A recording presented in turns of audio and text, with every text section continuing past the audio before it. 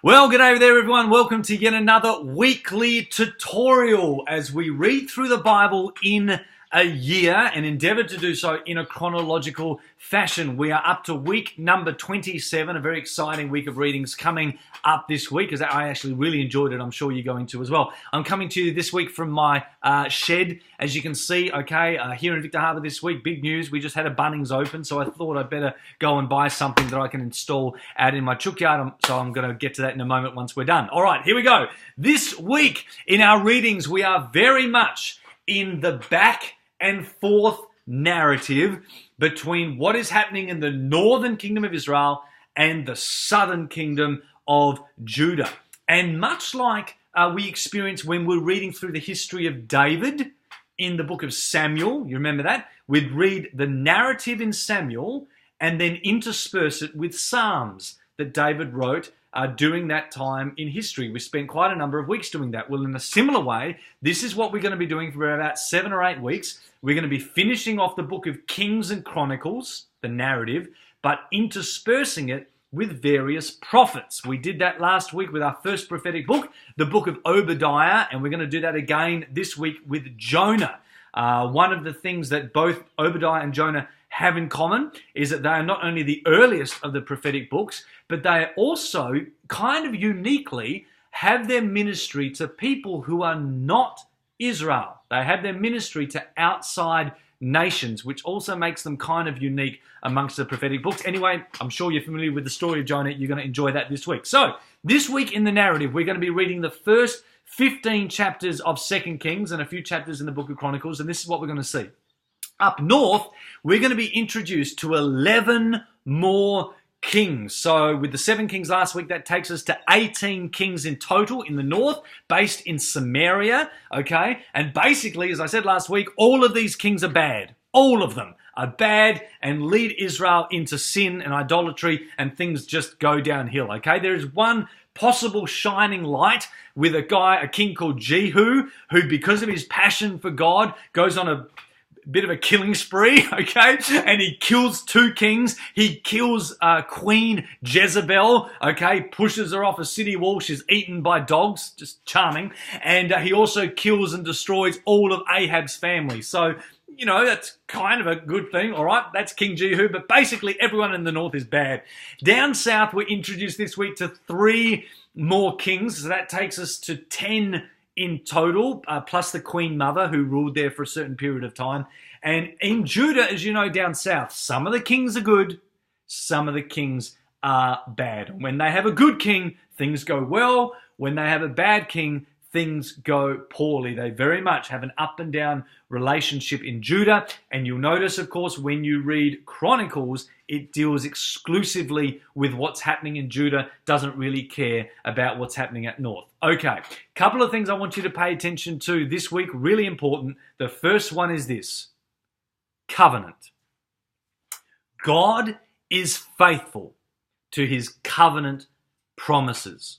And there's 3 covenants in particular that are in play this week that I want you to pay attention to.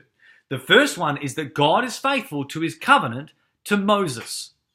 When Israel was one nation together at Sinai, God said to them through Moses, if you disobey, curses will come upon you. If you obey, then you will be blessed. And that is what we see come about in both kingdoms in really stark terms this week. In fact, this week we're going to read stories about God sending fire from heaven and burning people alive. We're going to read stories about leprosy coming upon disobedient people. This is exactly what happened in the era of Moses. Okay, in those early stories in Numbers when the law first came. That stuff is still happening today in these readings this week because God is faithful to his covenant to Moses. If you go back and you read Deuteronomy 28, you know, the chapter that has the blessings and the curses, many of those curses we see take place this week as the kings of God's kingdoms disobey.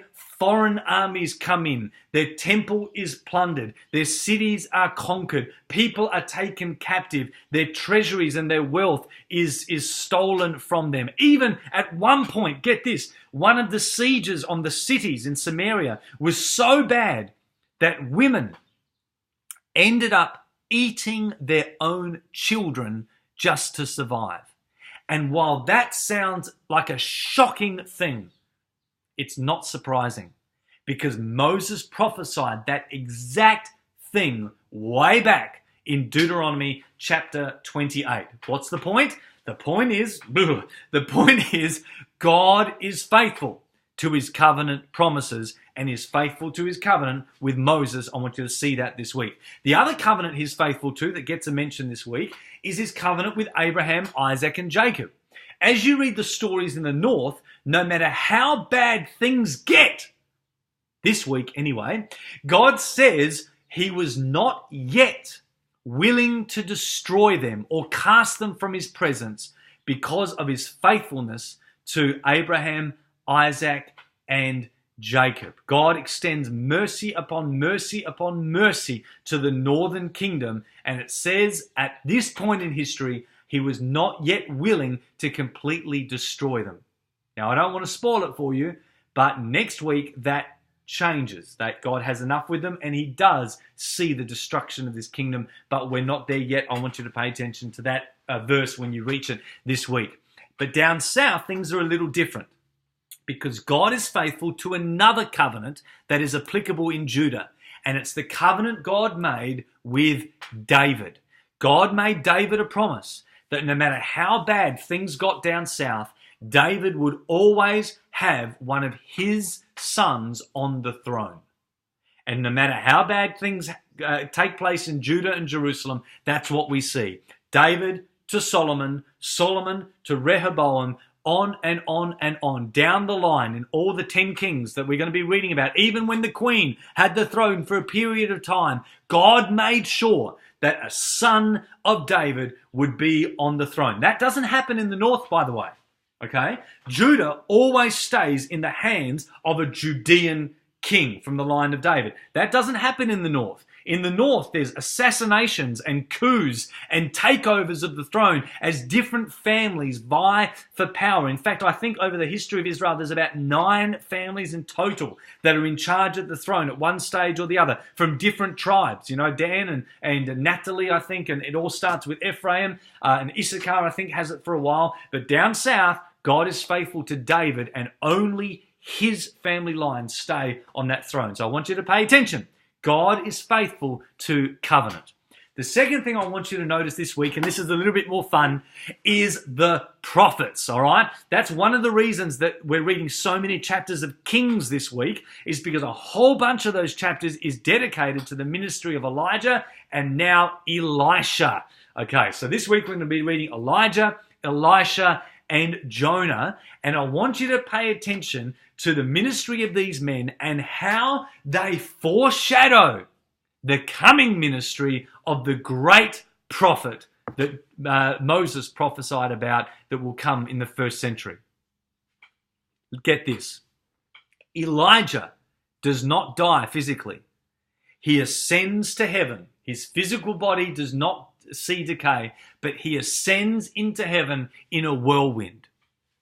Who does that remind you of in the first century? Elisha, his successor, is a miracle worker. He does heaps of miracles. He raises people from the dead. He heals lepers. He feeds a multitude of men with just a few loaves of bread. That's Elisha. Who does that remind you of that comes about in the first century? And then we have Jonah, buried in the depths of the sea for 3 days and 3 nights before being resurrected and coming back on the land. Who does that remind you of in the first century? The sign of Jonah. Well, no surprises, all right? These men all in various ways foreshadow the ministry of the coming prophet Jesus. In fact, even Jonah, this is a bit subtle, you may not pick this up, but Jonah prophesies to Nineveh, gives them 40 days to repent, or else 120,000 of them will die. Jesus prophesies to Jerusalem, gives them 40 years to repent. And history shows that because they don't, 1.2 million of them die or are taken captive. 40 days, 40 years.